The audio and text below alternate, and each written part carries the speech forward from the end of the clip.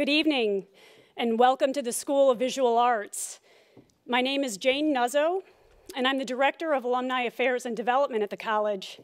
And on behalf of the SVA Alumni Society, and in partnership with the Will and Ann Eisner Family Foundation, it's my pleasure to bring you tonight's program, Will Eisner's The Spirit 75th Anniversary Celebration. As you know, we have with us two very special guests, Pulitzer Prize-winning cartoonist and author Jules Feiffer, and former publisher and president of DC Comics, Paul Levitz. Yes.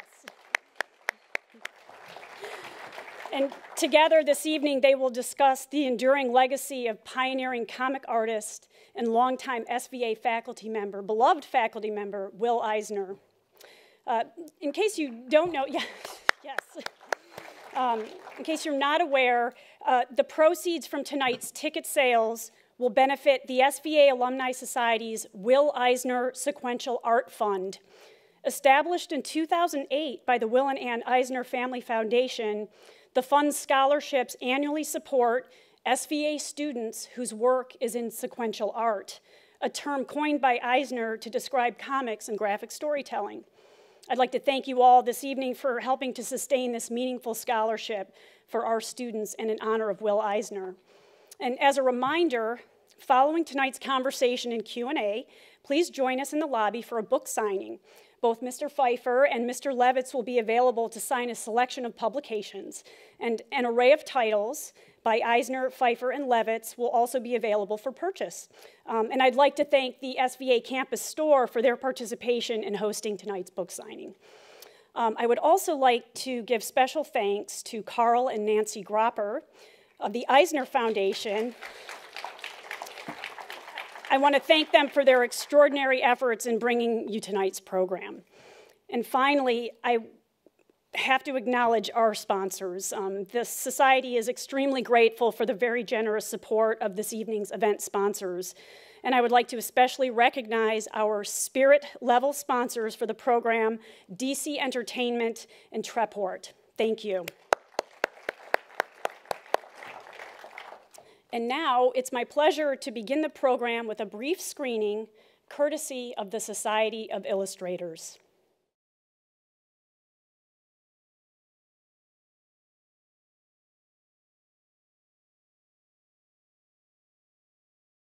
Will Eisner enjoyed a long, highly productive, and ever-innovative career. He was still at his studio drawing board 5 days a week, with no diminution of skills, when he died with his 88th birthday approaching. Eisner's bold artistry and imaginative storytelling made him one of the great masters of comics and graphic novels. In the mid-1930s, the teenage Eisner quickly established himself as a prime talent at the birth of the comic book industry in New York.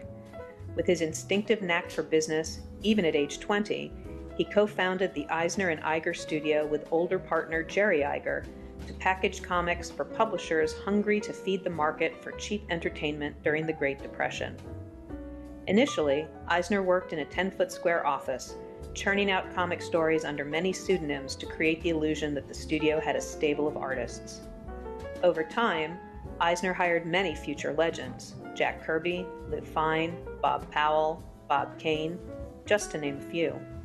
While drawing, writing, editing, and overseeing his artists, Eisner also came up with original creations like Black Hawk, Dollman, and Sheena, Queen of the Jungle. At 22, Eisner was approached by a mid-sized newspaper syndicate looking to launch a new comic property.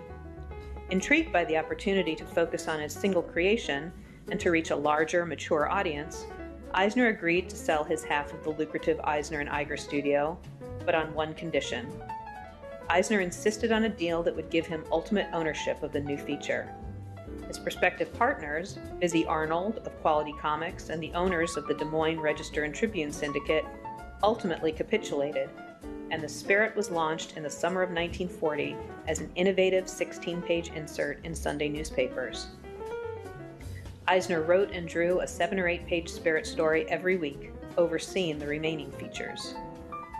Eisner had earlier pioneered the use of splash pages to dramatize opening pages, grabbing readers' attention, but he took splashes to new heights in the spirit. His artistic use of typography was part of the strip's groundbreaking visuals. Ironically, this unpredictable variation of the logo became a Spirit trademark in itself. Ostensibly a masked detective story, the Spirit defied genre boundaries. Eisner's versatile style and mastery of camera angles allowed him to maximize realism. His femme fatales are among the sexiest in comics, and often other cast members took front stage in plots. Eisner was a lifelong innovator of what he called sequential art. Harvey Kurtzman, himself a giant in the field, called Eisner the greatest of the early comic book artists.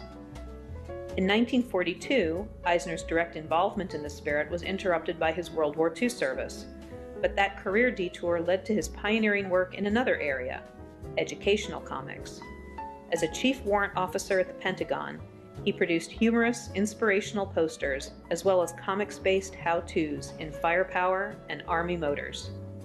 Eisner left the Army, returning to the Spirit in late '45 and continuing till 1952, but in 1948 he founded a new company, American Visuals, to supply custom educational comics for clients from the U.S. government to General Motors. And for 2 full decades, from 1951 on, he worked again for the U.S. Army, producing PS, the Preventive Maintenance Monthly magazine. In 1971, around the time he was leaving PS, he discovered Underground Comics, produced by young hippie cartoonists for their pot-smoking counterculture peers, and fully expected to shock and repulse any middle-aged person. Eisner, then 54, was briefly repulsed, but he also showed characteristic curiosity about this new development in his medium.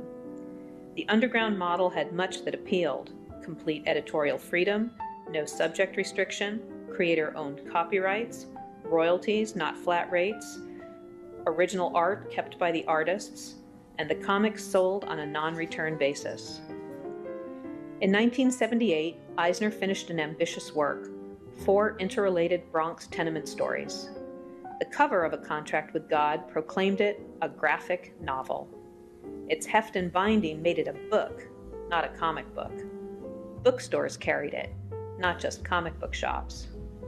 Part painful autobiography with sexual frankness, literary pretensions, and characters of ambiguous morality, A Contract with God inspired countless ambitious cartoonists to think outside the comics box. Graphic novels soon became the fastest-growing form of literature, with a substantial section in nearly every bookstore. In between A Contract with God in 1978 and The Plot, published posthumously in 2005, Eisner created nearly 20 additional graphic novels, at an age when most of his contemporaries had long retired. Late in his career, he also enjoyed teaching at New York's School of Visual Arts.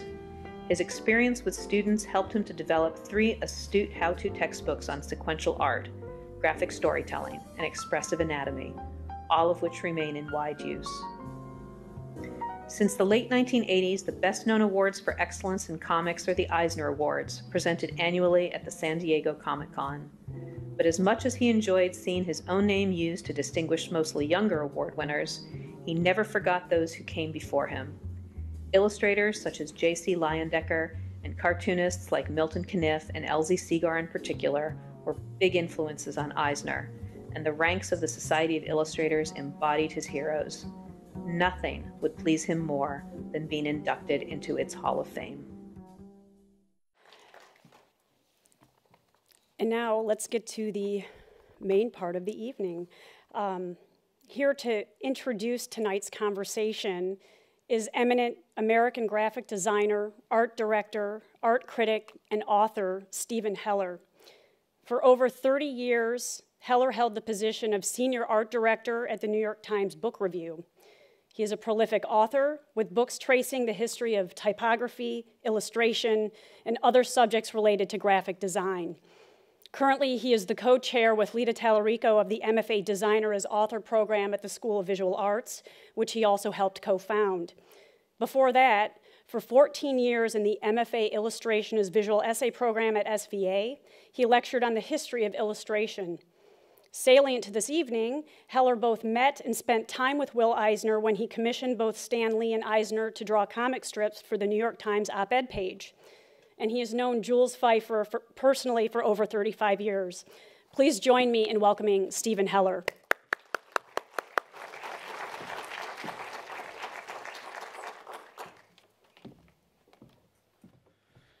So for a few months during the late 1960s, I was enrolled in the illustration program here at SVA. My dream was to become an illustrator, cartoonist, and make underground comics. My heroes were Jules Feiffer, Harvey Kurtzman, and Will Eisner. The two later taught here, Eisner from 73 to 92, which was much too late for me. And Kurtzman was here, but I was not good enough to take the class with him, so I left the school to pursue other things. In fact, I was kicked out. Fortunately, however, a few years later, I became the art director of the New York Times op-ed page, and one of the first commissions I gave out was to Harvey on the development of Alfred E. Neuman. A few years after that, I asked Will Eisner to do a strip about the spirit, and he came up with Richard Nixon, the spirit thereof, haunting the Republican convention in New York. And around the same time, I got to know Jules while working with him on his book celebrating his 25th anniversary of voice comic strips. Needless to say, I've been privileged to know all of them. So when asked to introduce tonight's special conversation about Will Eisner between Jules, who worked for Eisner, and Paul Levitz, who has written beautifully about Eisner, I jumped at the opportunity, if only to come and listen to them. So by way of introduction, I still have my tattered copy of Jules's book, The Great Comic Book Heroes, and my well-paged copy of his wonderful memoir, Backing Into Forward. Every chance I get, I show my students the 1960 animated version of Monroe, the satiric tale of a pint-sized kid conscripted into the U.S. Army. But that's only 1% of my Feiffer collection. I also have some indelible memories after all these years. Notably, the opening night of Jules's Broadway performance of Grown Ups, sitting behind the three top masthead editors of the Times, when one turned to me after the lead character, Jake, announced to his mother, Helen, and father, Jack, that he was quitting the New York Times. That's when managing editor Arthur Gelb turned to me and said, "Tell Feiffer we love this play." I may have forgotten to tell you. Gelb ended up ordering 3 major stories about the play. I've been avidly reading Paul's Will Eisner Champion of Graphic Novel book. It's a fantastic book that addresses Eisner with some warts and all. The book is a real keeper for its text and its art, a lot of which are original. Paul transitioned from comics writer to comics executive, which may be every comic geek's dream life. By the way, he's the author of Taschen's 75 Years of DC Comics, which I will read once I can find somebody to lift it onto my lap. Again, it's so great to have both of you here, and it's a privilege for all of us to hear you share your thoughts and lives with Will Eisner. So please welcome Jules Feiffer and Paul Levitz. Which one of us is Paul Levitz? The younger, less handsome one. My God. What a pleasure, Jules. Thank you for coming this evening. What a pleasure to be asked, and what a wonderful idea this is, and what a wonderful and moving send-off, but mainly moving because of the extraordinary piece of work you've accomplished. When the book came in the mail sent by Abrams Abel and brilliant editor Charlie Kochman, I had no idea. I mean, I knew Paul had been working on this for a long time. He came out to my home at the time in Southampton to interview me and talk about Eisner and all of that. I knew he was working on it, but I had no idea how strongly it would affect me. And nothing I've read on comics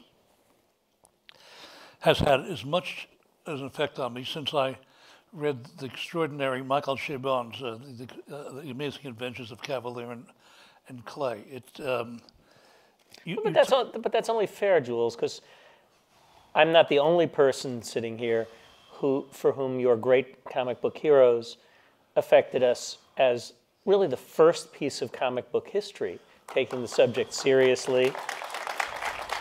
For a long time, the most stolen book out of the Brooklyn library system, at least.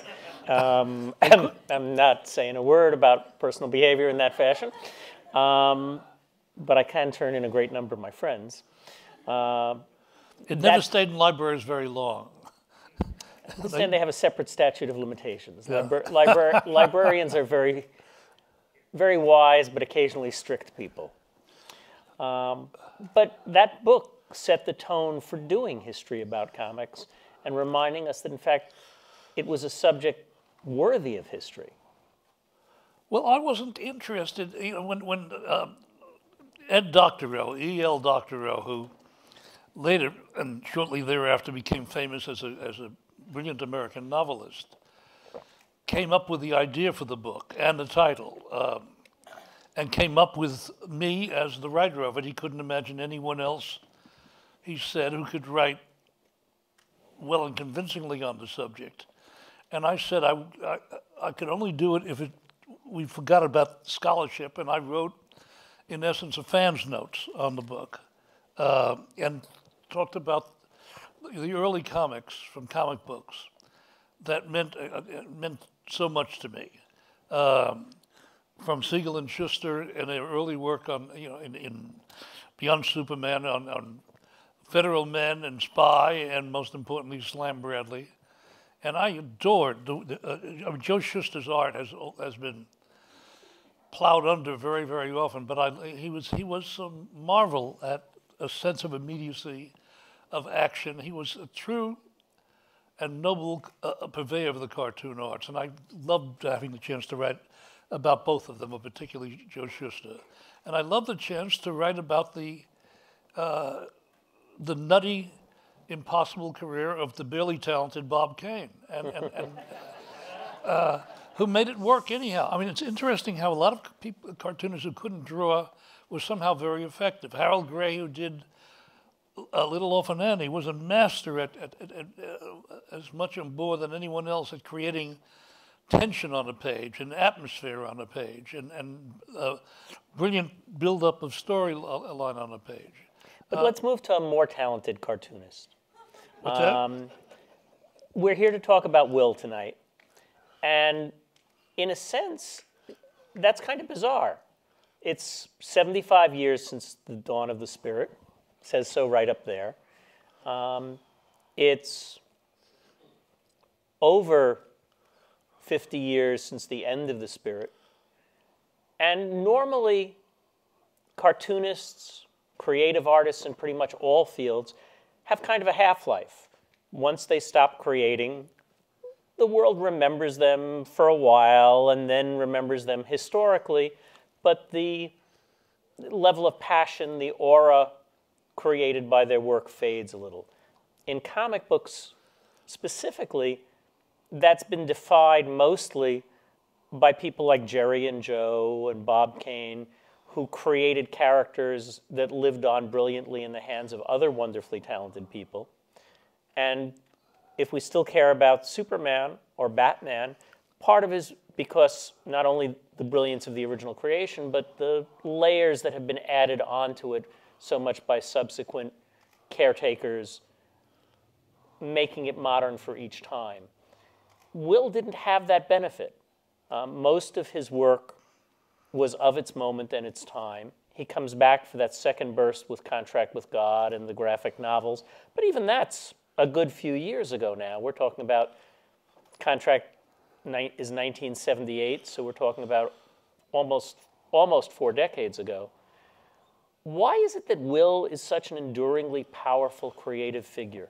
Well, even before that break in time, my experience with him goes back even earlier than that, because I became aware of Will, first in comic books, but the Spirit early on, in its, within the first few months of its origins, and it was groundbreaking in its storytelling, in its characters, in its humor, in its originality and style in every possible way. And then he got drafted, and it was over for 3 years. I mean, far less able cartoonists, first trying to imitate his style, and then, like Lou Fine, who took it over, moving into their own style, more or less, did the best they could, and the best was often not so good to pitifully inadequate. And the Spirit, I stopped reading it because it was not very interesting. And then Will came back in 46, I guess it was, and took it over again. And it was a whole new Eisner, in a whole new look, and a whole new approach, as a way of storytelling and graphically. It was an extension of what he had done earlier, but it was eons better. Part of what I posit in the book, I came to believe was the theory. As a young man, he lived a fairly closed life. It was a Jewish immigrant community. Artists, as you know from your life, as I know from my time as a writer, don't leave home much. You do most of your work if you're locked in your room at a drawing board or at a keyboard. And I think the Will Eisner who went off to the Army had spent some time with other artists, certainly, with a few writers, but he was not very experienced of the world. He came back a very different human being, I think a much richer human being with a much richer view of the world. Well, there was, I think that's probably true. There was greater dimension and density. If you look at the different spirits in the artwork, and that also has something to do with the assistants he had working for him on backgrounds, and but he had assistants, in the early years too. Whatever the assistants did, Will was the mastermind and a true creator of it all. And while the layout and artwork and storytelling effects are shocking and original in the early spirits, in post-war, more than any other time, he became a master of atmosphere. I guess the noir films had emerged, or begun to emerge, during Will's time in the Army and after the Army, and when he started up again. And he started doing these movies on paper, and where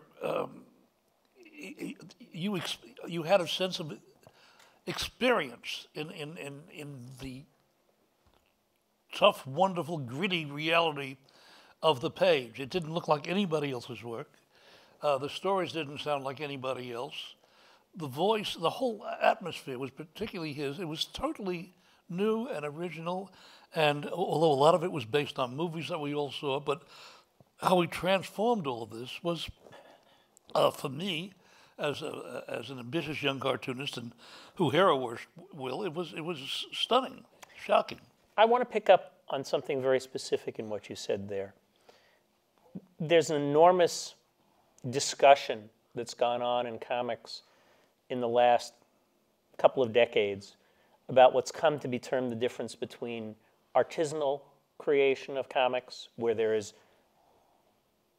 the same cartoonist as the writer and the artist working passionately on their own work, and what's come to be termed the industrial way of doing it, which is the descendant of things like Eisner and Iger, the shop where you have a writer, you have an artist in collaboration.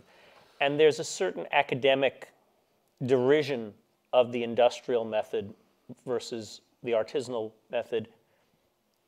As someone who can't draw and has always relied on collaboration, I've always had astronomical respect for the creator who can do it all, but I've also had great respect for the collaborative teams where the boundary was either seamless or 1 and 1 equaled a just larger one.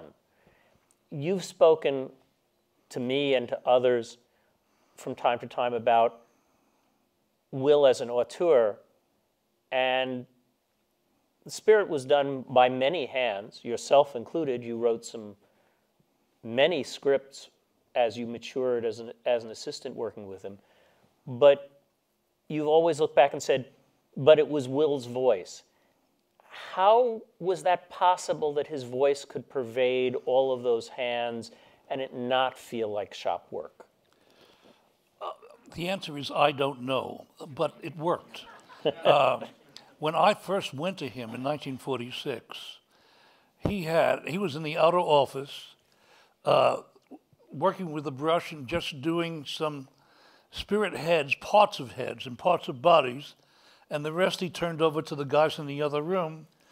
That included John Spranger, who was his penciler, who was an extraordinary draftsman, in fact, a better draftsman than Will, and to Sam Rosen, who was the lettering man. I forget who did backgrounds at the Jerry time. Grandinetti? No, it was before Jerry. Before Jerry? Because Jerry came in after I was there. Okay. And, but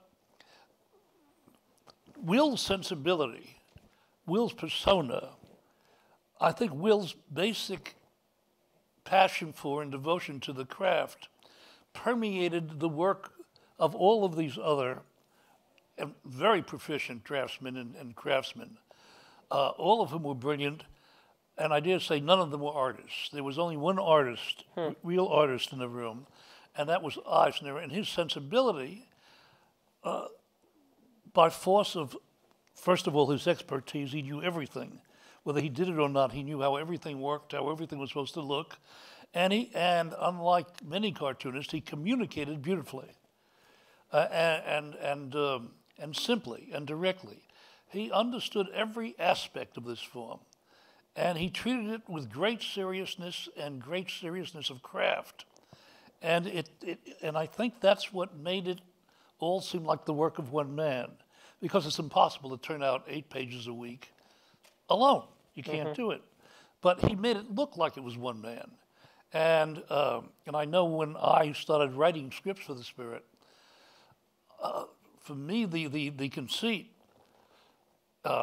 in all this excitement for me was, how do I make this sound like Eisner while sneaking in Feiffer here?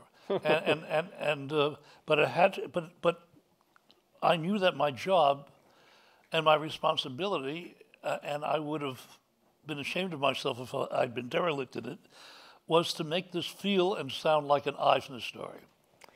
That leads to a question that our mutual friend Nick Meglin sent in as a suggestion for me.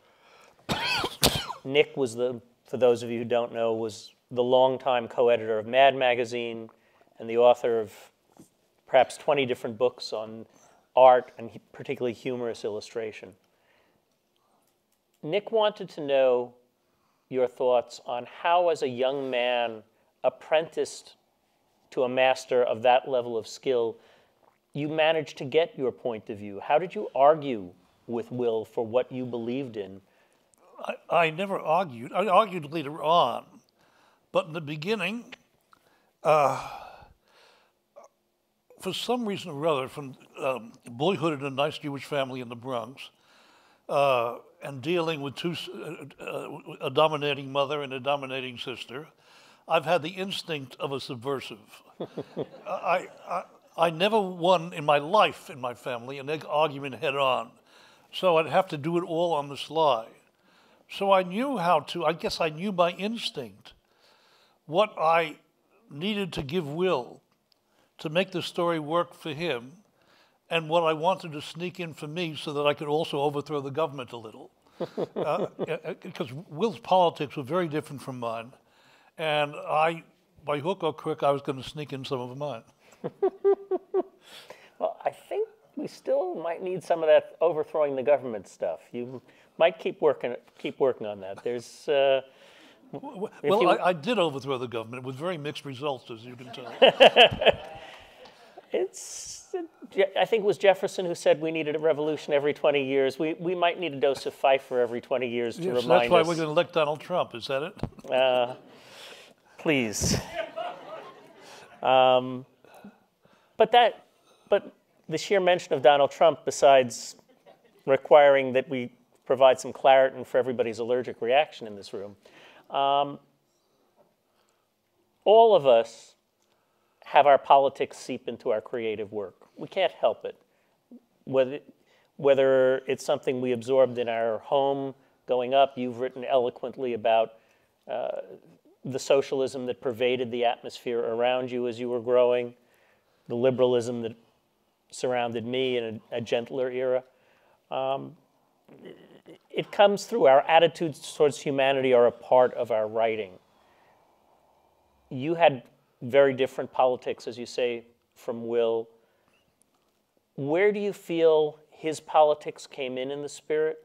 Where did your politics come in? And does that become a conscious process at that stage? Obviously, it was a very conscious process for you when you moved on to the editorial cartooning and the Village Voice and a much more political set of work, but even in things like The Spirit. Well, when I was a kid, there was something like The Spirit. It was The Spirit. And before that, there was Eisner's earlier work, which I also loved. I was devoted to. There was also Milton Caniff's Terry and the Pirates, which was a groundbreaking explosion of storytelling talent and art operating at the highest level of the comics could attain at that time. And there was other work also at that time that I could admire, so that I came into the business as a fan of the business at a very young age, 8, 9, 10, or even earlier than that, with the dream of becoming one of these guys who I thought were the be-all and end-all. I mean, that no status interested me other than the status of becoming on par with Al Capp and Milton Caniff and Will Eisner and Alex Raymond. I mean, these were great men for me. Will was starting from another position entirely. There was something to be ashamed of in being a cartoonist. He found in his time, in his culture, and in his family. And as alive, experimental, and as original as he was, as groundbreaking as he was, he knew what he could do. He knew it, but as monumentally extraordinary his talent was, I think there was always an insecurity that he was not doing a respectable thing. I mean, you talked in your book, and you made the brilliant point of the businessman Eisner pleasing his mother and the artist Eisner pleasing his father. Not original to me. Some of his other biographers have said that earlier, but I think that dichotomy is definitely a piece of what's gone on. And I think unlike me and perhaps others, Will always had a sense of being the best in a business that wasn't quite good enough to be the best in.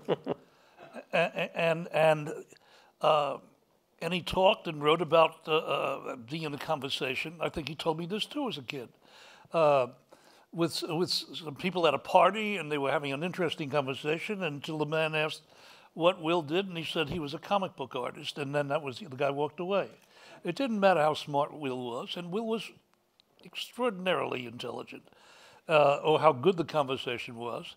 It's people who basically aren't sure of themselves or how bright they are, depend on what they've acquired and what their status is. And if I'm in Wall Street, I'm automatically smarter than any dopey cartoonist.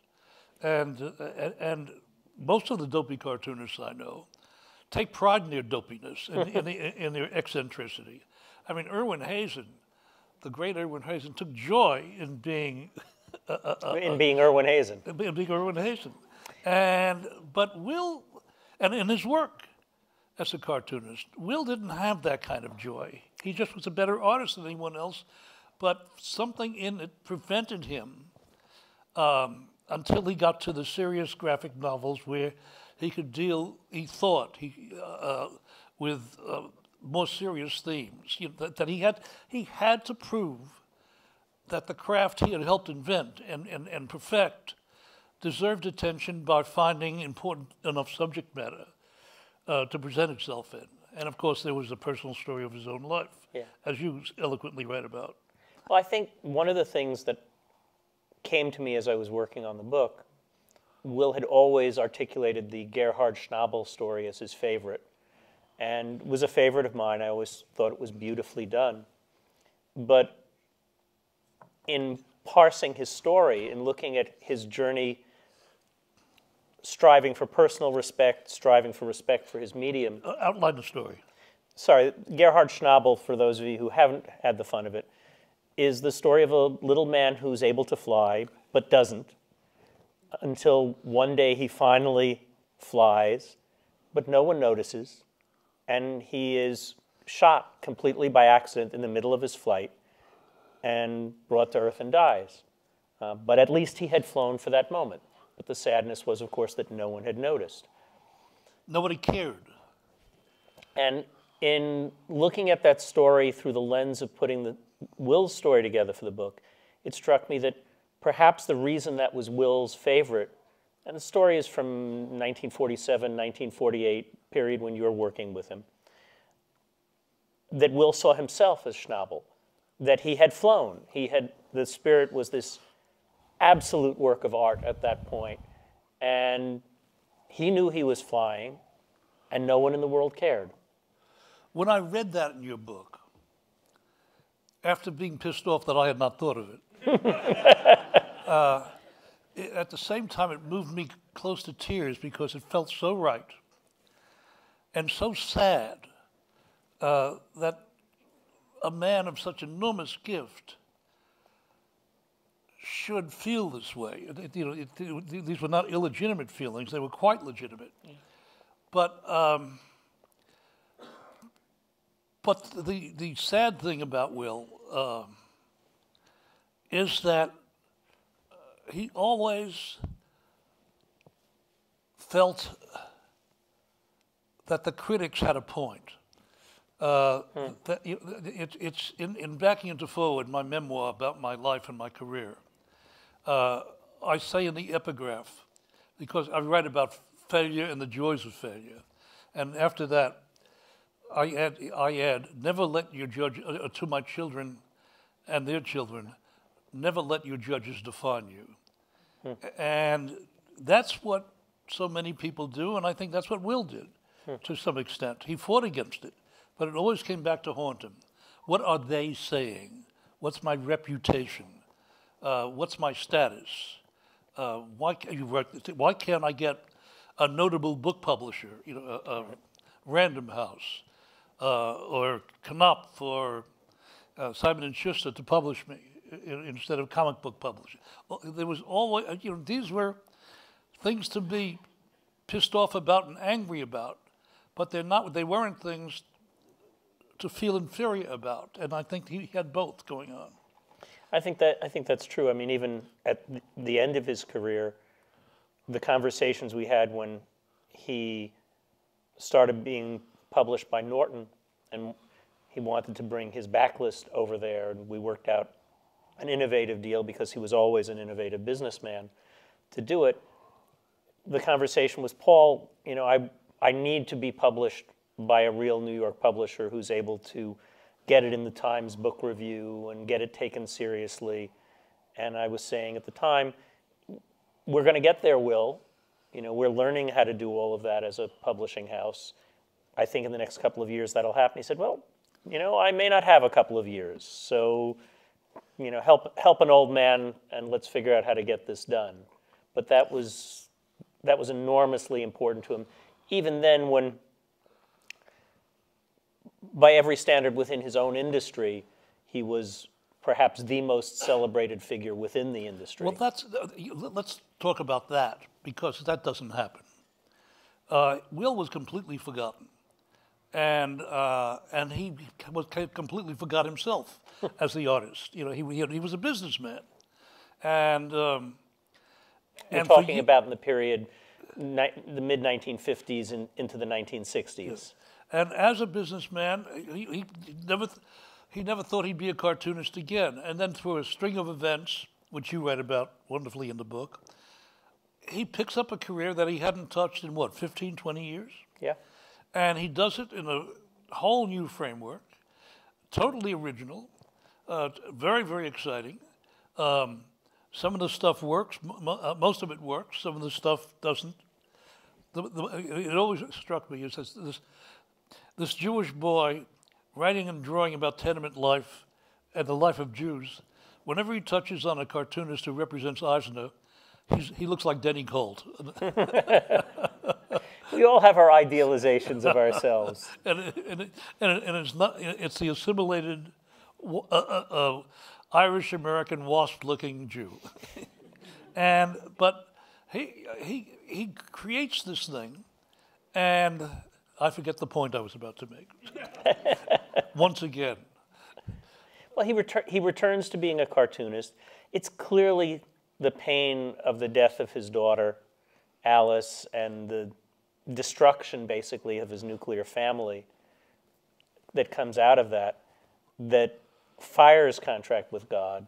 And I hate to subscribe to the theory that suffering is the prime root of great art, but it's not a bad tool for art. And certainly in Will's case, I think it was what pushed him beyond what he had ever done before, brilliant as he had been before. I wouldn't call it suffering. I think it's more like coming to terms with yourself. Okay. How do I go on living? How do I make a life worthwhile, which had a great point to it, which it was this great nuclear family. And one important part of that, and his son too, the breakdown of his son, suddenly it's gone. So what's the point? Why should I go on? Who cares?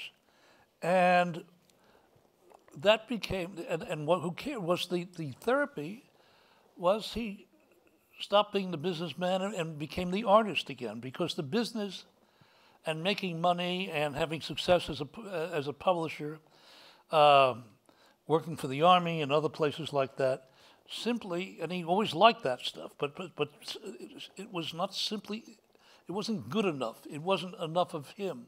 The only thing that was organically him was what he was in the first place from the day he was born, which was a cartoonist. And he had to get back to that. And he had to find a way of getting, and the reason of getting back to it was not to start doing the Spirit again, which was not, who cares? You know, it wasn't serious enough. It wasn't, he'd done that, but to try something new. And to give himself a reason for living.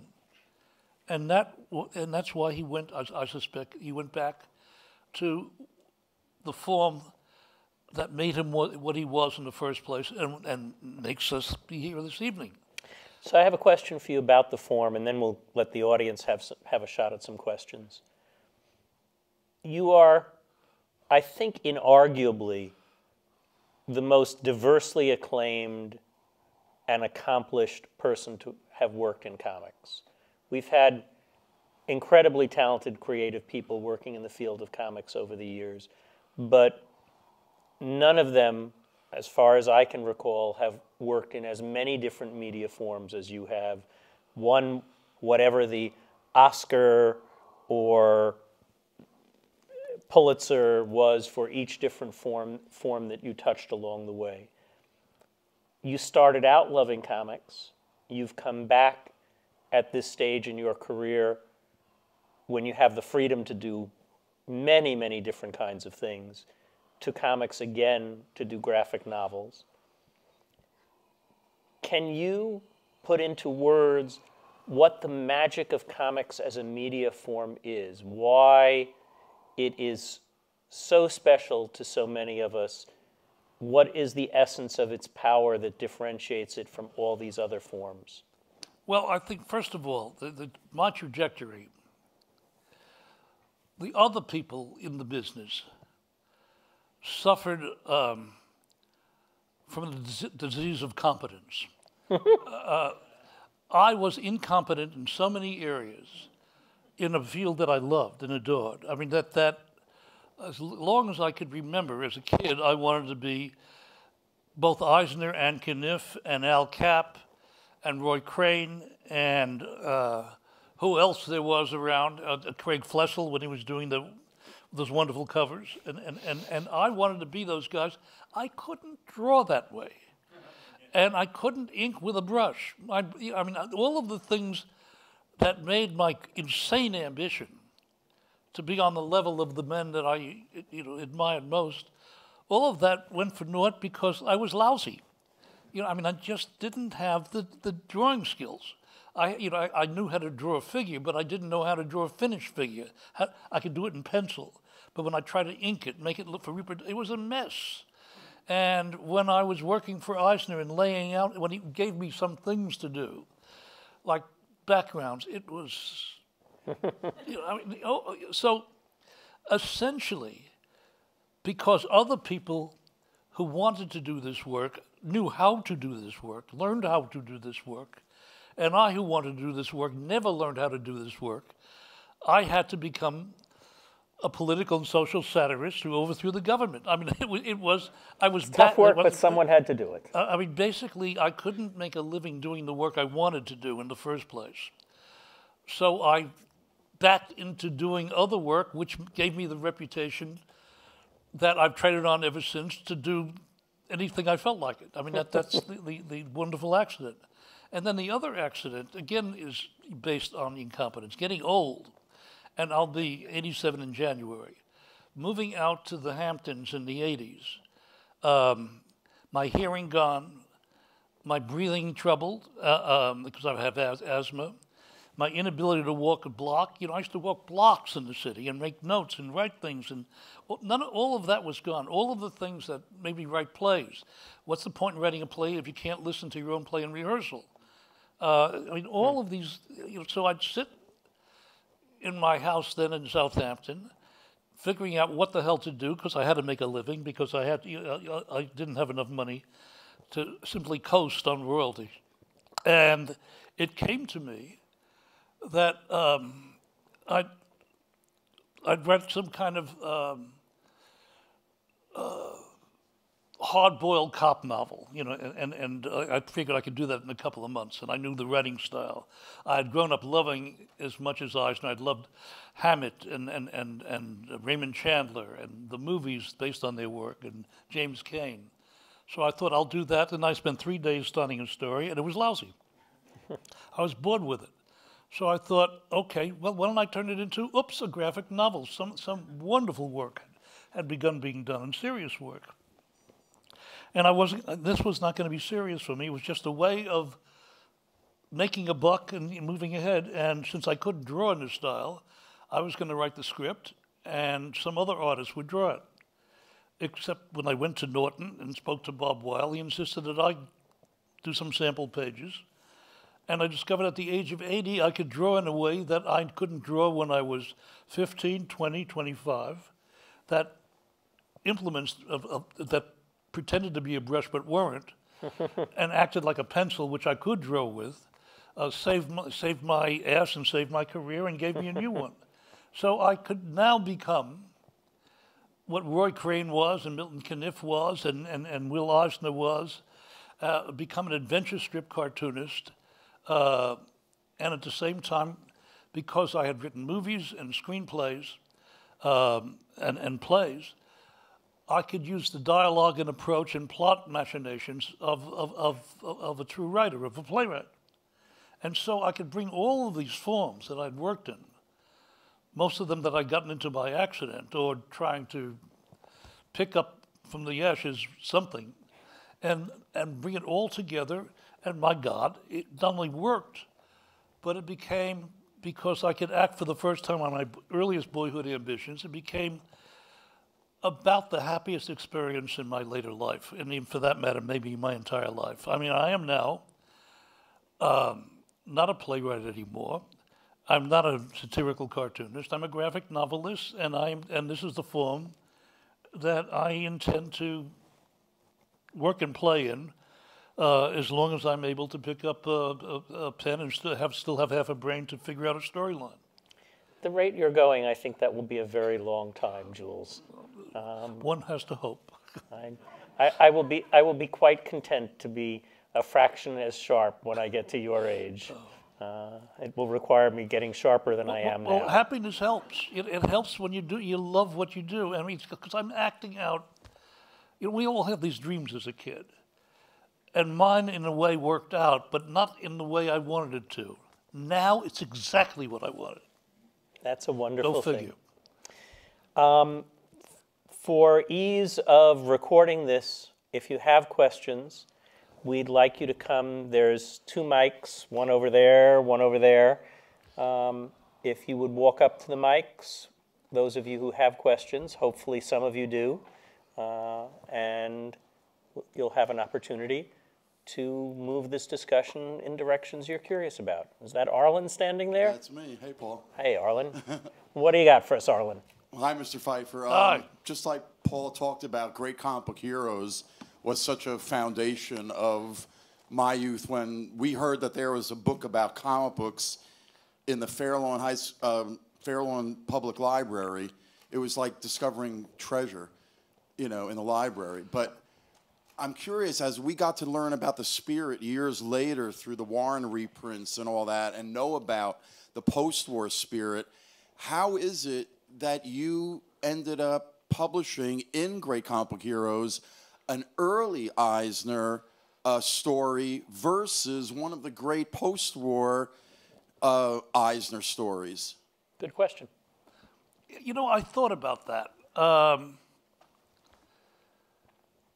I thought there was something essentially wrong about putting into the book stories I had worked on or stories I had something to do with.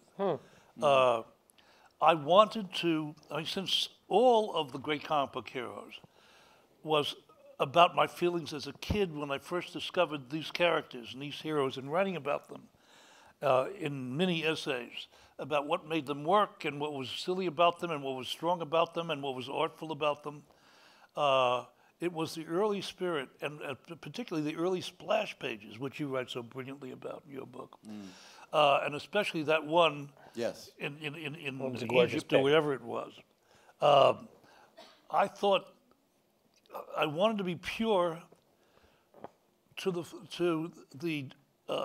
thing that drove me to write the book in the first place, which is the pure experience of loving the form. Right. And that had to do with the innocence and ambition, of course, but the innocence that grabbed me and beset me when I looked at the spirit for the first time.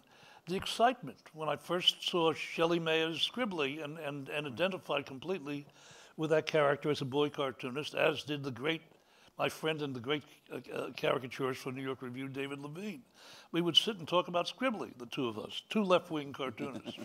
and that in these early forms, which also, all of which had great crudity, not nearly the finish in art you see today, but there was an energy in Schuster's movement, in Bill Everett's Submariner, Right. These Energy. things seem to explode, and for that matter, in Slam Bradley, which I found graphically more interesting most of the time than the Superman stories. Really? That was another Siegel and Schuster. But was that particular spirit story like your first spirit story? Because, the other stories in the book were mostly the origin stories of the characters. You didn't print the origin story, the spirit.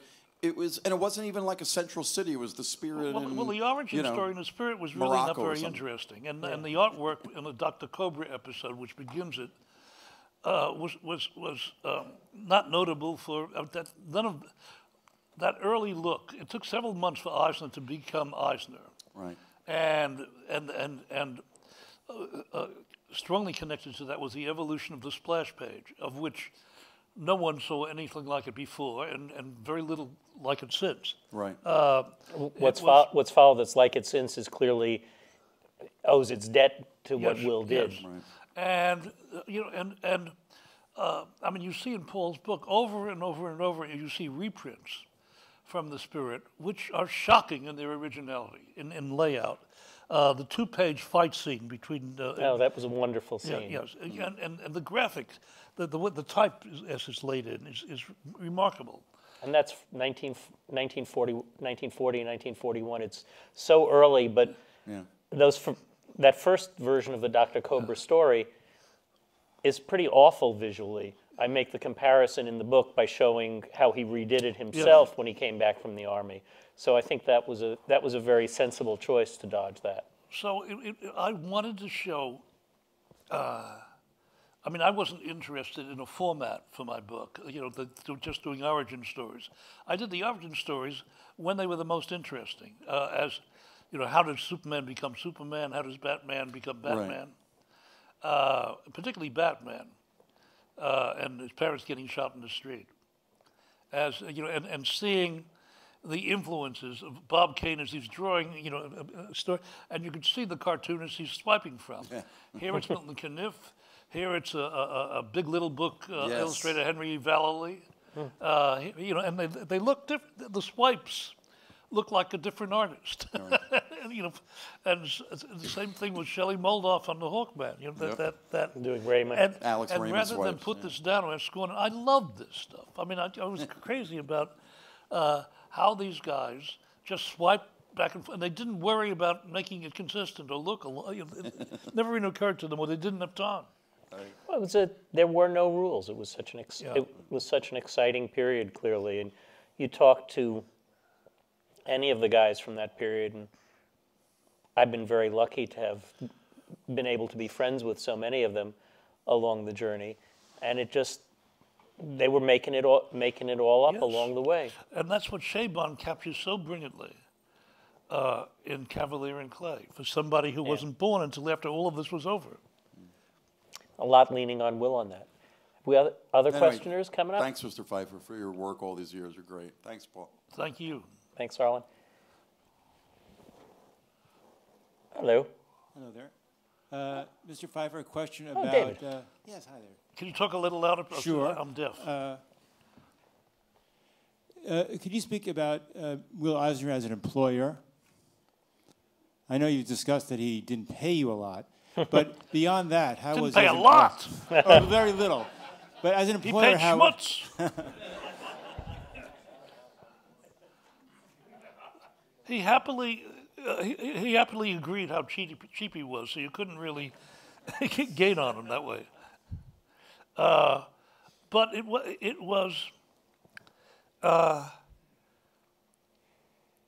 he was absolutely and totally companionable as an employer.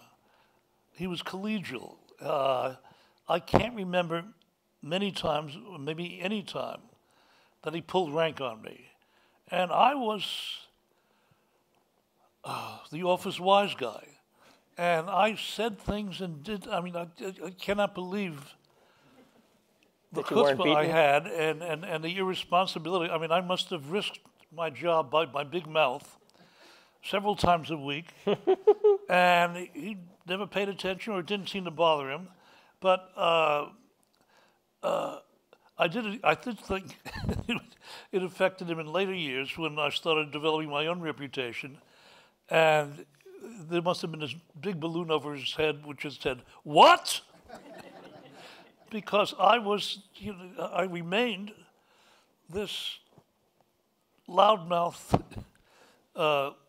obnoxious kid who just didn't said these things. And all through it though, his patience was enormous, and I think more than my lack of skills in the office, until I started coloring the spirit, which I was good at, and then became the writer, which I was better at.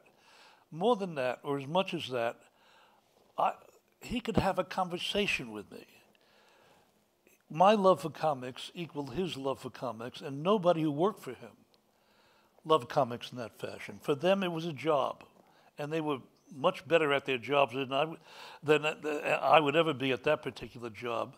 And they weren't even devoted to Eisner or his work. I was amazed to hear some of them in his office, John Spranger and the others, talk about Will's work as being old-fashioned. He was dated. He was okay before the war, but now we've moved on. And I thought of him as a revolutionary figure.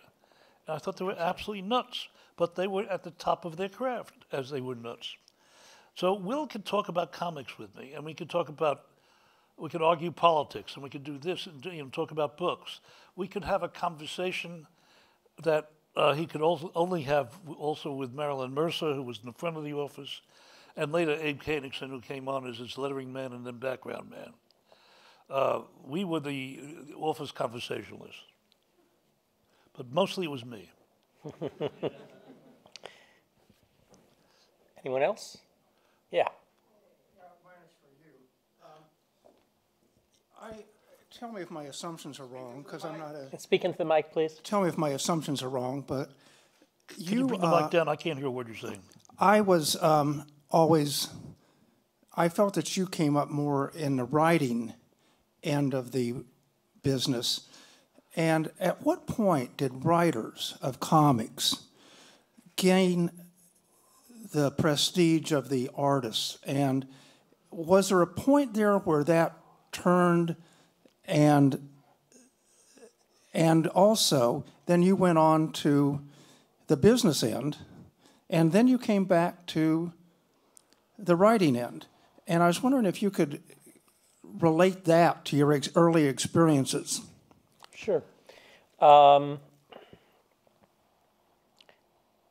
Certainly, Stan Lee's prominence at Marvel, and his extraordinary skill both at self-promotion and at promotion of Marvel and of the medium, was a breakthrough moment for writers in the field. Prior to Stan, the role of the writer was a much quieter role. Or non-existent. Or non-existent, or often not credited. Bill Finger comes to mind, obviously, as a ghostwriter for so many years. When the direct market, the comic shop market emerged, the assumption was that the artist was the more significant selling point in comics. And generally that was true at that period. As we moved into the 1980s, when the direct market both became the largest market for comics, but also you had the emergence of some extraordinary writing voices, Alan Moore really as perhaps the singular breakthrough in that. People started following writers in a way that they had not before. And that began to tip the balance. A very big piece of that, and you see that continuing now, my belief at least,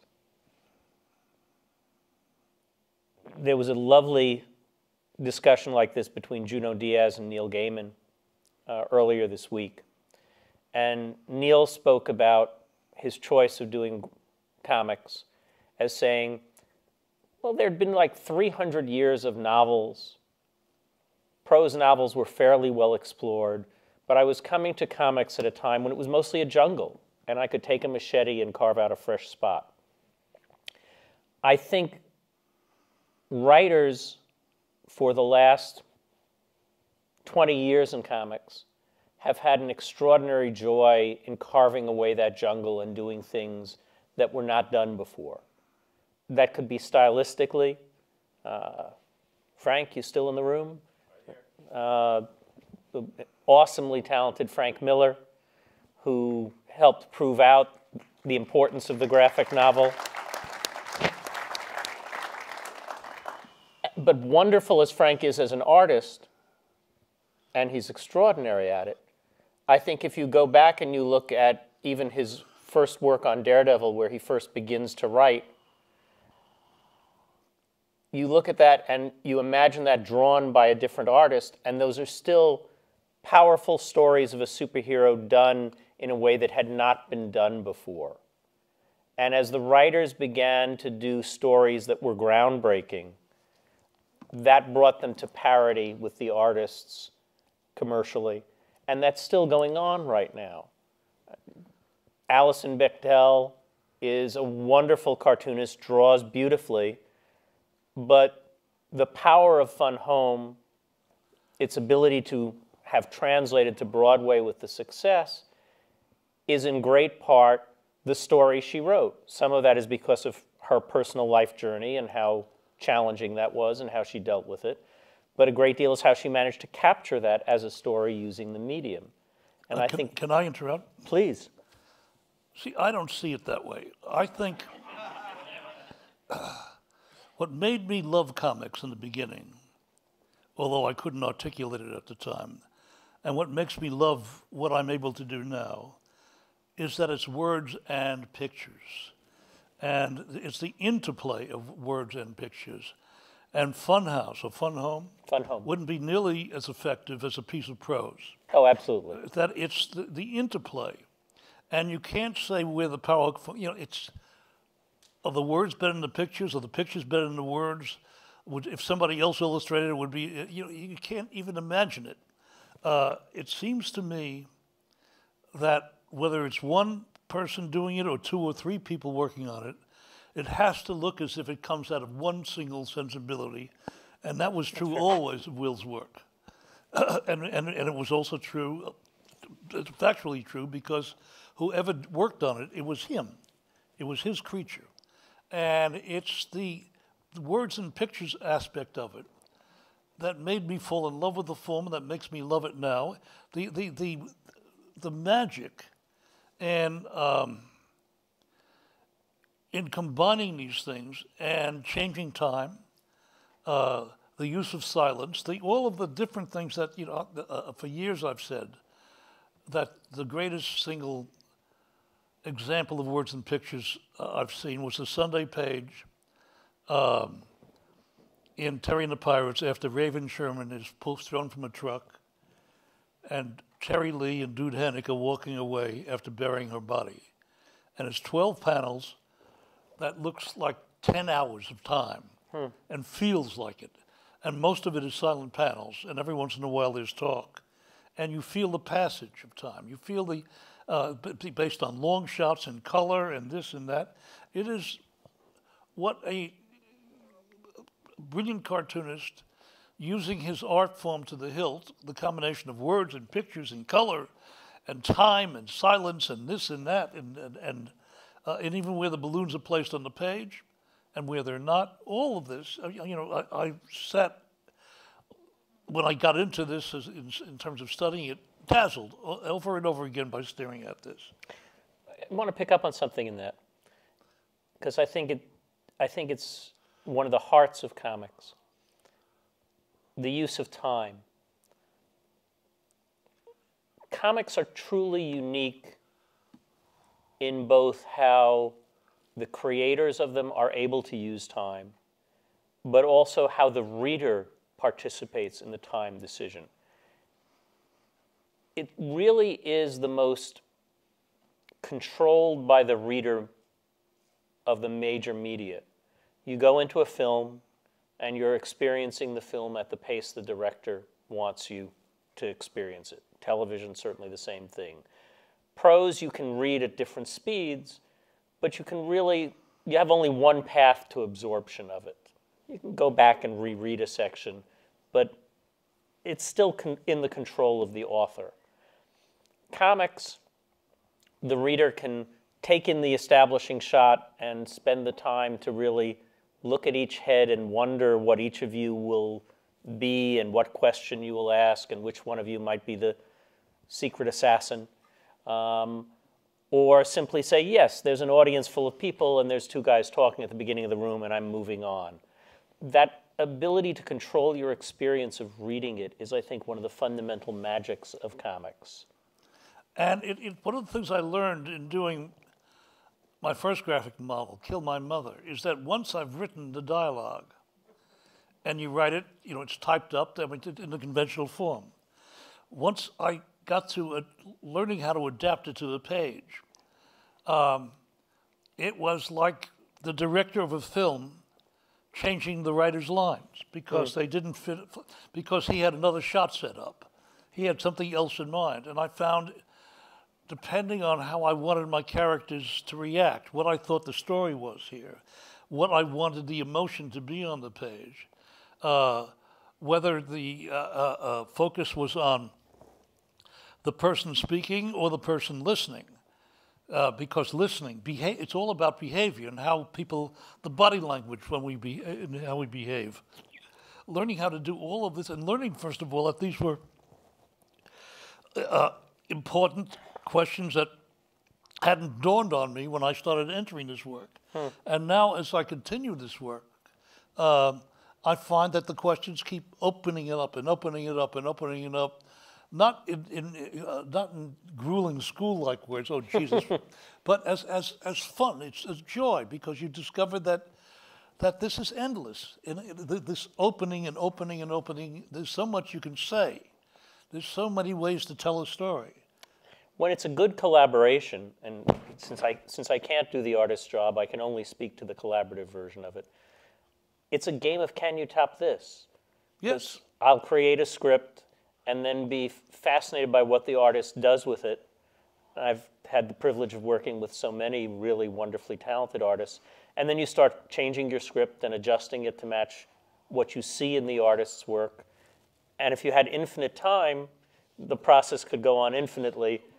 Mercifully, there are deadlines, and at some point you just say, yes, this is as wonderful as we're going to get by Tuesday. And I'm sure that there are times when you have written something knowing full well how to illustrate it, and the only way it can be illustrated, and it came back done differently, and you look at it and say, well, this is much better. Absolutely. Yeah. And I mean, I found out with plays, where my director would do a scene that I had directed in my head, and where the actors had lines perfectly done in my head. And the scene would be done differently, the actors would act it differently, and as soon as they did, they rewrote what was in my head. And I couldn't remember what was in my head anymore. Well, because it didn't matter. You could, No, you could, well, you they- could they- see and participate It was in the better version. collaboration. They had improved on, I mean, that's what collaborative art is. Next question.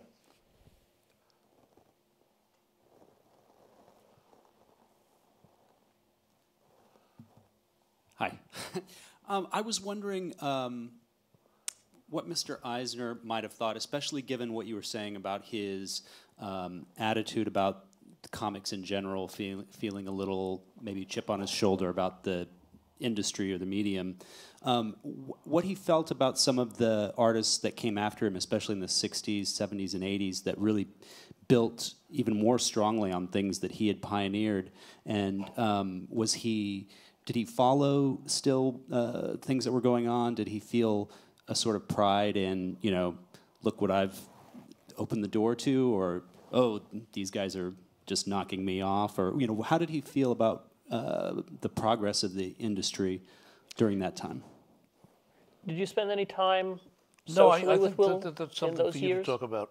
I mean, Really didn't see Will during this period. I know, from what I've read, how he, as this older man who shouldn't have gone for this stuff, he went hook, line, and sinker and was fascinated by everything. and I think when he comes back into the field in '71, it's probably his second comic convention, and he begins a relationship with Dennis Kitchen, which is a profoundly beneficial friendship. And Will, at least at that point in his life, was an extraordinarily curious man. He was fascinated to see what was going on. Some of it with the fascination of you're looking at a traffic accident was, what are these kids doing over here? But some of it was, oh, they've figured out how to do something very different. What does this mean? Can I be a part of this? Can I capture some of the energy of it? And I think in his later stage, when he was doing the graphic novels, I think he took a lot of delight in the work of others, arguing with them sometimes. There's a whole book of his discussions with Frank, and they shared, I think, a very profound respect for each other's work and a profound disrespect for some of each other's opinions in a very healthy fashion. But I think he was enormously gratified and occasionally enormously jealous. The same reaction that you talked about, Will, occasionally having to your successes in the different forms, or maybe not even so much the successes, but the respect granted to your work because of its fashion. I think that was one of the challenges I touch on in his relationship with Art Spiegelman. Yes, you said it's a mixed relationship, and talk some, but you didn't go into detail, can you? I think a piece of it, Art had great respect for what Will had done particularly in the Spirit and in the early days, some respect for what Will did in the graphic novel period, great disrespect for Will's work with the Army, on the principle that it was for the Army. Well, I share that. I think Will, in turn, had great respect for the creative work that Art did. I mean, it's very hard not to have great respect for a piece of work like Mouse, which is so incredibly thought out. But I think he had a certain level of jealousy or frustration at seeing Mouse win the Pulitzer and be regarded. Part of it was, yeah, this is great, comics have finally gotten the respect, and part of it was, should have been me. And not necessarily that he had a particular work that he thought was more deserving than Mouse, or that he didn't think that Art's work on that was deserving, but it was Moses standing outside the promised land and looking at the guy having a really great time in the land of milk and honey. I can understand the feeling, but it's unwarranted. I mean, Art, in one fell swoop, had created over a period of, what, 5, maybe 10, almost 10 years, I guess it was, a piece of literature. It was literature. It was the extraordinary literature. What? Extraordinary literature. Yes, and assuming that he got this attention because it was the Holocaust, that was a subject matter, so of course, is misleading. I mean, I'm sure that's why some of the attention did go to it, but it was really a family story about a father who was a hero during the Holocaust and helped the family survive, and who was a royal pain in the ass when he was here, working with his son, who he didn't understand, complained a lot to, and was an old Jewish man who wasn't a hero at all. And the play, the juxtaposition of those two, and the conversations about it going on back and forth, was, I remember when I first read it, stunning. Because he had complete control over this story of human behavior that all of us have witnessed with, who have parents and remember the parents and are amazed that they were different people in their youth and did heroic things, and now they are, leave me alone. They're royal pains in the ass. Would you leave me alone? And nobody documented that more persuasively or more brilliantly than Art. The other piece on Mouse, they did an exhibit at the Jewish Museum here of Art's preliminary work. Yes. You can't even call it script because it's so much more than script. It's the preliminary work that a painter would do as his roughs for doing an extraordinarily complicated painting for each page, even though the work was not painted. I've experienced a very, very wide variety of creative processes in my years in this business because of the seats I sat in. I have never seen a piece of comics work thought out in that level of detail and that level of self-analysis. And over again, the same pages. Yeah. So I think whatever jealousy there was of the result of Art's work, I don't think it was a disregard for the quality of the work or for Art's intentions or anything. It just was, it would have been nice if that was me. My life should have ended that way, or should have included that. And that's only human. And Will was a profoundly human being. Wonderful in many ways, flawed like all the rest of us are in some of the ways. But also, as I said about myself earlier,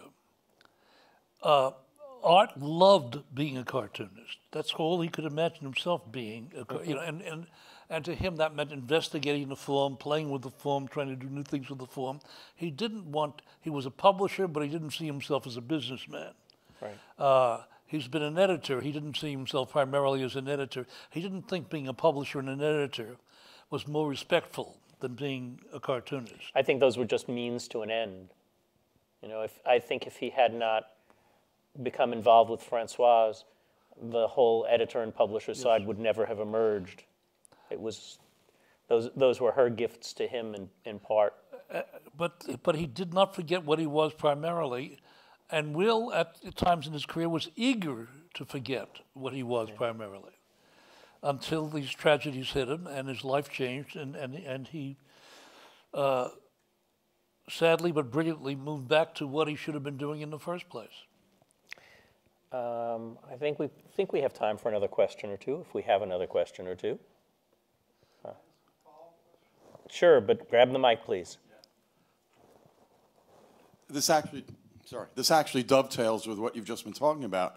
What Will does get the acclaim for is Contract with God being the first graphic novel, and yet, and this actually, Paul, is a question directed towards you, without having read your book, obviously, it's still being discussed as to, is Contract with God the first, quote, graphic novel, given that it's a collection of short stories, and should the acclaim, you know, Steranko believes it should be Chandler, and Gil Kane fans believe it should be Black Mark from 1971. So I just want to know, even though he didn't get the Pulitzer like Mouse did, his acclaim is the father of the graphic novel, and yet isn't that still controversial? Well, you don't even have to buy the book. You can go on vulture.com and read the chapter about the coming of the graphic novel, and you can see my thesis on that. But the short form answer is, the reason the book is Will Eisner, champion of the graphic novel, is that I think his seminal impact was what he did to Frank, and what he did to Alan Moore, and what he did to Neil Gaiman. Right. Art would have an impact like that as well on a group of people several years later. Right. But Contract with God comes out. We haven't seen anything like it remotely for a generation. All of the works you reference, and many others that I talk about in the book, are steps towards it. But it's not about whether a work was published serially first. Most of Dickens was published serially. Right. They're novels. We respect them as novels. Conan Doyle's stories came out serially. It was a form of publication. 100,000 people experienced Watchmen as a serial publication. 1.5 million perhaps now have experienced it as a graphic novel. The things that made Contract with God not the first graphic novel, and certainly not even the first modern graphic novel, but such a moving piece of work, were a combination of the fact that it dealt with truly adult themes, mortality, religion, sexuality, in a mature way, raising all these ambiguous questions that we have no answer for. And survival. Survival. Right. I would argue that Harvey Kurtzman's Jungle Book 20 years earlier is the first of that kind, and then you have this long lapse before we get to it. But Contract is more important because it was outrageous. It was not only that it was this creative step into this other territory where Black Mark, wonderful piece of work by Gil and Archie, something I loved as a child, was still a piece of genre work. And same thing with Chandler, I assume? You feel the same way? Well, and Chandler's an adaptation.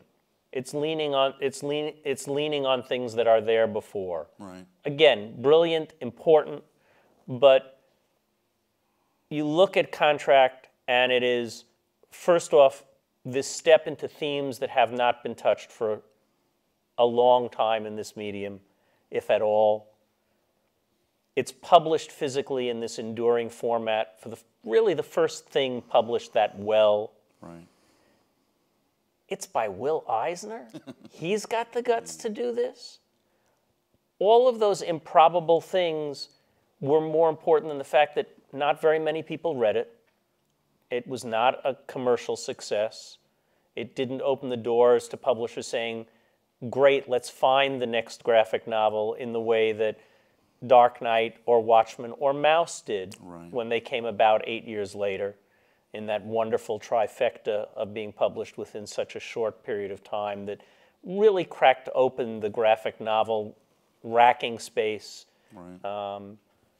We discount the effect that the process of selling these things has on the process of creating them.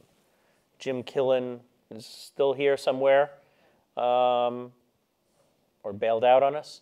Was here before, from Barnes & Noble, who's been a great advocate for the graphic novel for many years.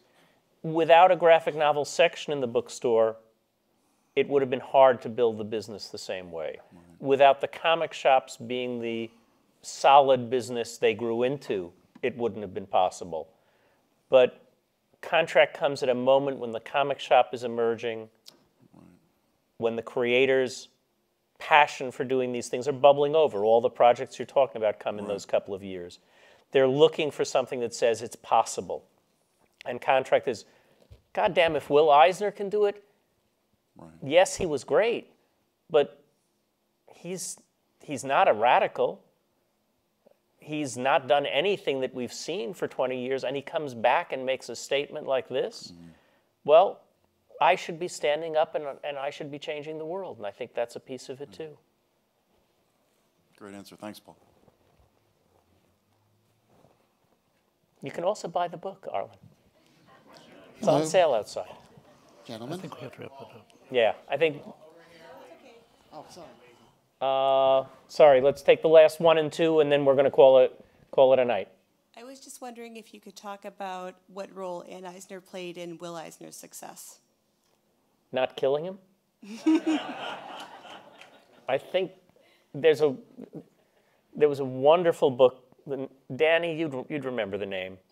What was the name of the book of the stories of the cartoonist's wives? I Have to Live with This Guy? I Have to Live with This Guy. I recommend that highly. Women who are willing to be married to artists and writers really are wonderful treasures in life. We're fairly disturbed people and not particularly functional in society. And Anne and Will were a lovely couple. You know, I certainly don't know her as well as I knew Will, because I knew him in professionally in many more lights, but I had the pleasure of having quite a number of meals with the two of them. And she's a charming woman and clearly provided grounding for him. And when you look at the Contract emerges from this tragic moment in their lives. And they came through it with a strong relationship. Her ability to take, I think, most of the heat in the time that Alice was sick, and to hold the marriage together, to hold him together, is probably part of what enabled Contract to happen. I don't think anybody but the two of them really knows the answer to that question. But from what little I know as an outsider, that's what I would bet. Danny? Gentlemen. Will did spend 20 years doing the PS Magazine. A little louder, please. Will spent 20 years doing PS Magazine and other work for hire, I guess, or whatever. But, you know, things that were not as well known or beloved as The Spirit or the graphic novels. But what role do you think, if any, that material played in his development, and do you think it informed Contract and the graphic novels afterwards? I think that the challenge of doing commercial comics, custom comics, comics that are predominantly informational, honed a different piece of his craft. Most of the kinds of projects he had to do through there required boiling ideas down to a very simple essence, and ideas that weren't his own. The joy of cartooning, the joy of writing comics, comes from telling your own stories. When you are given someone else's story to tell, and particularly when it's not a very interesting story, yes, you too can learn to work an adding machine. This will be a machine of the future. Still wish we'd been able to squeeze that piece into the book. It was a beautiful one. If you can learn to communicate that in a reasonably interesting fashion, your skill is getting better at communicating what you really want to tell. Is this a provable argument? Absolutely not. Well, you're a lot kinder than I feel about this. I think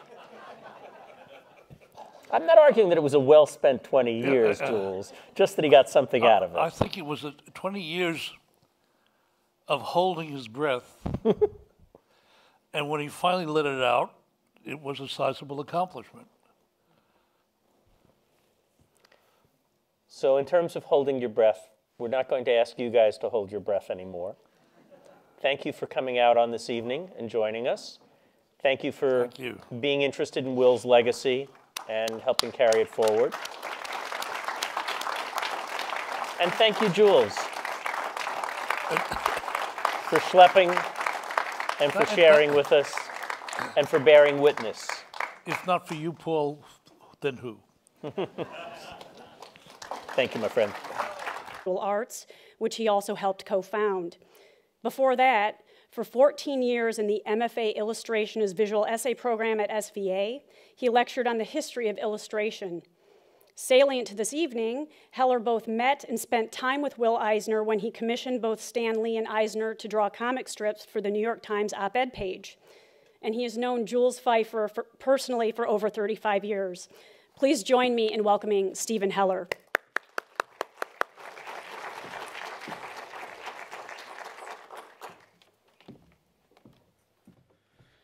So for a few months during the late 1960s, I was enrolled in the illustration program here at SVA. My dream was to become an illustrator, cartoonist, and make underground comics. My heroes were Jules Feiffer, Harvey Kurtzman, and Will Eisner. The two later taught here, Eisner from 73 to 92, which was much too late for me. And Kurtzman was here, but I was not good enough to take the class with him, so I left the school to pursue other things. In fact, I was kicked out. Fortunately, however, a few years later, I became the art director of the New York Times op-ed page, and one of the first commissions I gave out was to Harvey on the development of Alfred E. Newman. A few years after that, I asked Will Eisner to do a strip about the spirit, and he came up with Richard Nixon, the spirit thereof, haunting the Republican convention in New York. And around the same time, I got to know Jules while working with him on his book celebrating his 25th anniversary of voice comic strips. Needless to say, I've been privileged to know all of them. So when asked to introduce tonight's special conversation about Will Eisner between Jules, who worked for Eisner, and Paul Levitz, who has written beautifully about Eisner, I jumped at the opportunity, if only to come and listen to them. So by way of introduction, I still have my tattered copy of Jules's book, The Great Comic Book Heroes, and my well-paged copy of his wonderful memoir, Backing Into Forward. Every chance I get, I show my students the 1960 animated version of Monroe, the satiric tale of a pint-sized kid conscripted into the U.S. Army. But that's only 1% of my Feiffer collection. I also have some indelible memories after all these years. Notably, the opening night of Jules's Broadway performance of Grown Ups, sitting behind the three top masthead editors of the Times, when one turned to me after the lead character, Jake, announced to his mother, Helen, and father, Jack, that he was quitting the New York Times. That's when managing editor Arthur Gelb turned to me and said, "Tell Feiffer we love this play." I may have forgotten to tell you. Gelb ended up ordering 3 major stories about the play. I've been avidly reading Paul's Will Eisner Champion of Graphic Novel book. It's a fantastic book that addresses Eisner with some warts and all. The book is a real keeper for its text and its art, a lot of which are original. From 1951 on, he worked again for the U.S. Army, producing PS, the Preventive Maintenance Monthly magazine. In 1971, around the time he was leaving PS, he discovered Underground Comics, produced by young hippie cartoonists for their pot-smoking counterculture peers, and fully expected to shock and repulse any middle-aged person. Eisner, then 54, was briefly repulsed, but he also showed characteristic curiosity about this new development in his medium. The underground model had much that appealed: complete editorial freedom, no subject restriction, creator-owned copyrights, royalties, not flat rates, original art kept by the artists, and the comics sold on a non-return basis. In 1978, Eisner finished an ambitious work, 4 interrelated Bronx tenement stories. The cover of A Contract with God proclaimed it a graphic novel. Its heft and binding made it a book, not a comic book. Bookstores carried it, not just comic book shops. Part painful autobiography with sexual frankness, literary pretensions, and characters of ambiguous morality, A Contract with God inspired countless ambitious cartoonists to think outside the comics box. Graphic novels soon became the fastest growing form of literature, with a substantial section in nearly every bookstore. In between A Contract with God in 1978 and The Plot, published posthumously in 2005, Eisner created nearly 20 additional graphic novels, at an age when most of his contemporaries had long retired. Late in his career, he also enjoyed teaching at New York's School of Visual Arts. His experience with students helped him to develop 3 astute how-to textbooks on sequential art, graphic storytelling, and expressive anatomy, all of which remain in wide use. Since the late 1980s, the best-known awards for excellence in comics are the Eisner Awards, presented annually at the San Diego Comic-Con.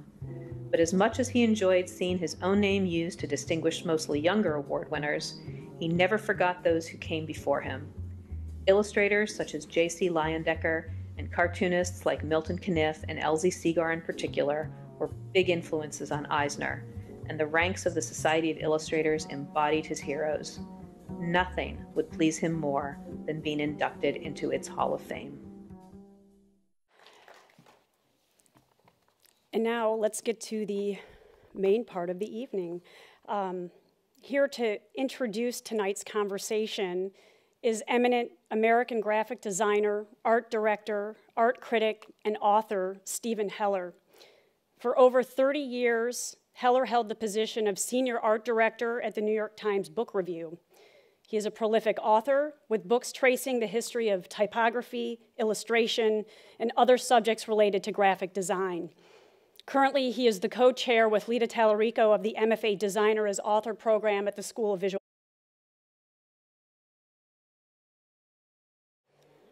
Good evening, and welcome to the School of Visual Arts.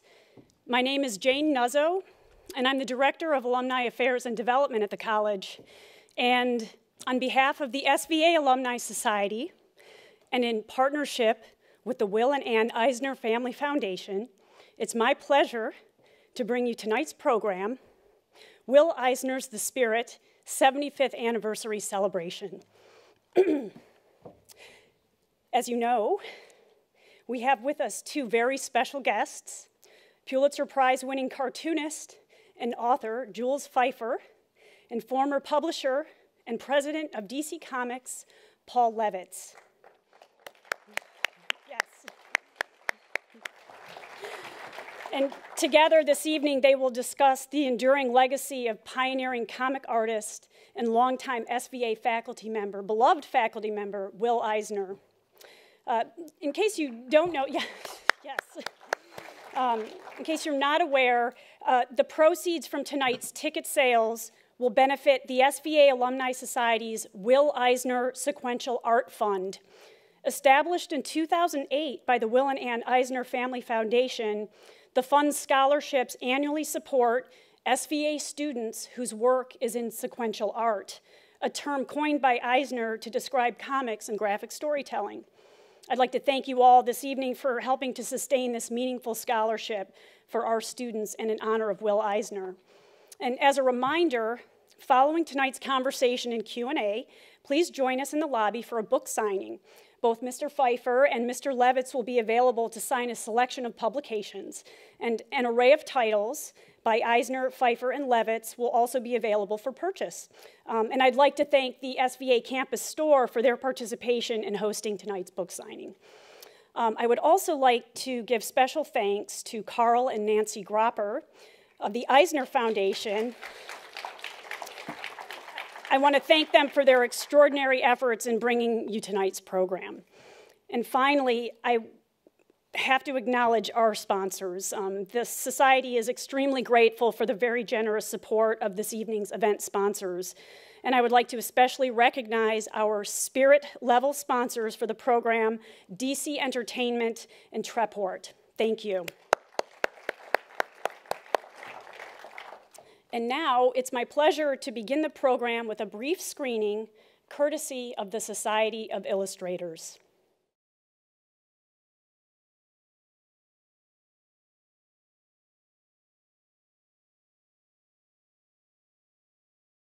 Will Eisner enjoyed a long, highly productive, and ever-innovative career. He was still at his studio drawing board 5 days a week, with no diminution of skills, when he died with his 88th birthday approaching. Eisner's bold artistry and imaginative storytelling made him one of the great masters of comics and graphic novels. In the mid-1930s, the teenage Eisner quickly established himself as a prime talent at the birth of the comic book industry in New York. With his instinctive knack for business, even at age 20, he co-founded the Eisner and Iger studio with older partner Jerry Iger to package comics for publishers hungry to feed the market for cheap entertainment during the Great Depression.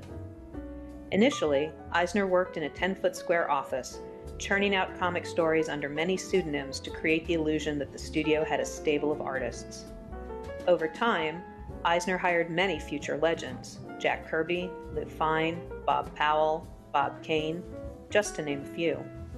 While drawing, writing, editing, and overseeing his artists, Eisner also came up with original creations like Black Hawk, Dollman, and Sheena, Queen of the Jungle. At 22, Eisner was approached by a mid-sized newspaper syndicate looking to launch a new comic property. Intrigued by the opportunity to focus on his single creation and to reach a larger, mature audience, Eisner agreed to sell his half of the lucrative Eisner and Iger studio, but on one condition. Eisner insisted on a deal that would give him ultimate ownership of the new feature. His prospective partners, Busy Arnold of Quality Comics and the owners of the Des Moines Register and Tribune Syndicate, ultimately capitulated, and The Spirit was launched in the summer of 1940 as an innovative 16-page insert in Sunday newspapers. Eisner wrote and drew a 7 or 8-page Spirit story every week, overseeing the remaining features. Eisner had earlier pioneered the use of splash pages to dramatize opening pages, grabbing readers' attention, but he took splashes to new heights in The Spirit. His artistic use of typography was part of the strip's groundbreaking visuals. Ironically, this unpredictable variation of the logo became a Spirit trademark in itself.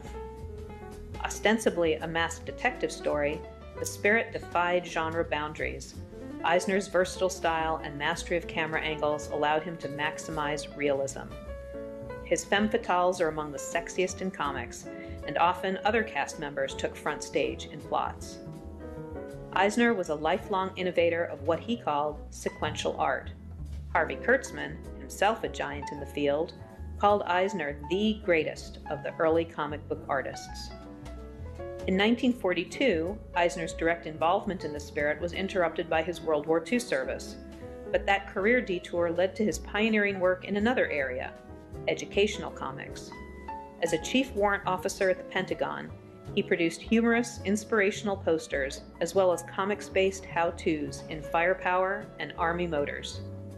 Eisner left the Army, returning to The Spirit in late '45 and continuing till 1952, but in 1948 he founded a new company, American Visuals, to supply custom educational comics for clients from the U.S. government to General Motors.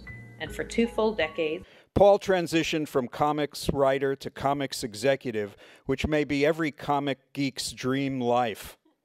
By the way, he's the author of Taschen's 75 Years of DC Comics, which I will read once I can find somebody to lift it onto my lap. Again, it's so great to have both of you here, and it's a privilege for all of us to hear you share your thoughts and lives with Will Eisner. So please welcome Jules Feiffer and Paul Levitz. Which one of us is Paul Levitz? The younger, less handsome one. My God. What a pleasure, Jules. Thank you for coming this evening.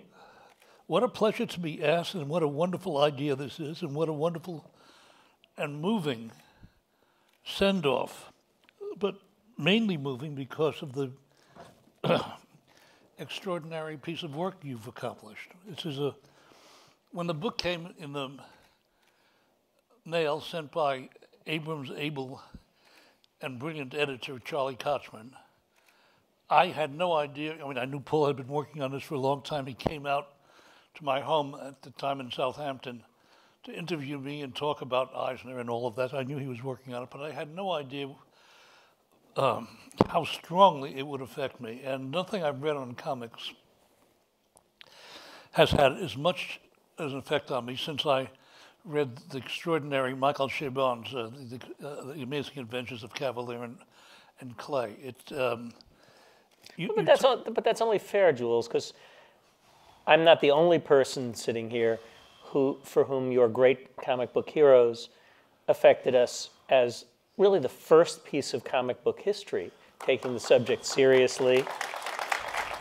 For a long time, the most stolen book out of the Brooklyn library system, at least.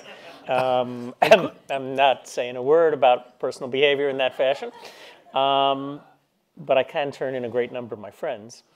It never stayed in libraries very long. I understand they have a separate statute of limitations. Yeah. Librarians are very, very wise, but occasionally strict people. But that book set the tone for doing history about comics and reminding us that, in fact, it was a subject worthy of history. Well, I wasn't interested, when Ed Doctorow, E.L. Doctorow, who later and shortly thereafter became famous as a brilliant American novelist, came up with the idea for the book and the title, and came up with me as the writer of it. He couldn't imagine anyone else, he said, who could write well and convincingly on the subject. And I said I could only do it if we forgot about scholarship, and I wrote, in essence, a fan's notes on the book, and talked about